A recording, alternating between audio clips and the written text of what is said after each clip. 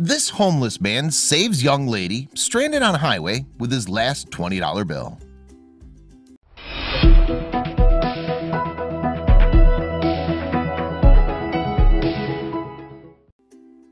People dream of winning large sums of money, thinking it will be the answer to all their problems.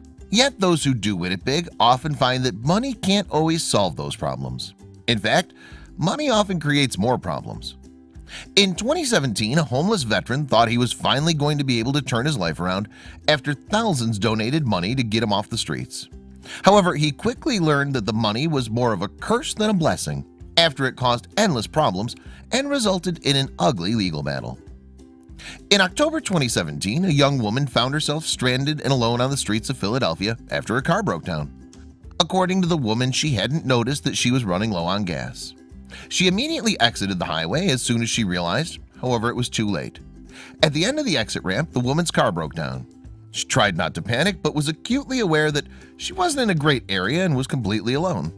To make matters worse, she didn't have any money even if she did manage the courage to get out of the car and walk to the nearest gas station. A few minutes later, however, a bearded man who appeared to be homeless approached the car. He introduced himself as Johnny and explained that he'd watched the woman's car break down while he was panhandling nearby. He also told the woman that he wanted to help if she needed it. Since Kate McClure didn't have any money with her, the homeless man told her he would walk to the nearest gas station and buy her some gas. He promised he'd be back soon and told her to lock her doors while she waited. Sure enough, Johnny came back a little while later with a small gas can. When McClure learned that Johnny had spent $20, which was all the money he had to his name, to help her, she was speechless. She thanked him profusely before driving away. However, in the days that followed, McClure couldn't stop thinking about the man who helped her and told everyone she knew about what happened.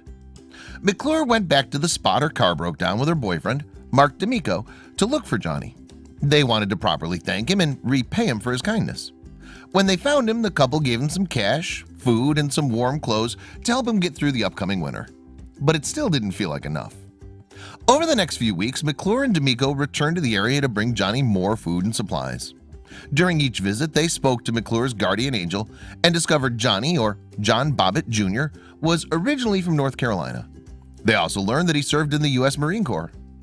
According to the couple, they discovered that Johnny was a trained paramedic, considered going to school to become a nurse, and had been engaged. However, his life spiraled out of control after he started using drugs and became addicted. After losing his job and the trust of his loved ones, Johnny tried to get clean and get his life back on track. For a short time, he was doing well. Johnny even moved to Philadelphia for a job opportunity. But when that fell through, he ended up on the streets and using drugs again. McClure and D'Amico were struck by the fact that Johnny had led such a normal life before his drug use destroyed everything. They couldn't help but feel like anyone could be in Johnny's position and wanted to help him get back on his feet. So McClure decided to set up a GoFundMe account in Johnny's honor. I truly believe that all Johnny needs is one little break. Hopefully, with your help, I can be the one to give it to him. Any little bit will help, McClure explained on the GoFundMe page. At first, McClure set their target goal to $10,000 to get Johnny established in an apartment, get him a car, and get him prepared to get a job. However, news of Johnny's selfless deed and McClure's inspiring desire to help the homeless veteran quickly made headlines around the world. The pair were interviewed by various newspapers and TV shows. Before long, more than 14,000 people had donated over $40,000 to Johnny. He'll never have to worry about a roof over his head again, McClure and D'Amico wrote on GoFundMe, while thanking everyone who donated. They also explained that they wouldn't be handing all the money to Johnny since he was still a recovering addict. The couple explained they wanted to be sure that the money would be used wisely so Johnny never ends up back on the street. In order to do that, the couple hired a lawyer and a financial advisor to create a plan for Johnny. The first thing on the list is a new home, which Johnny will own, the couple wrote in a GoFundMe update.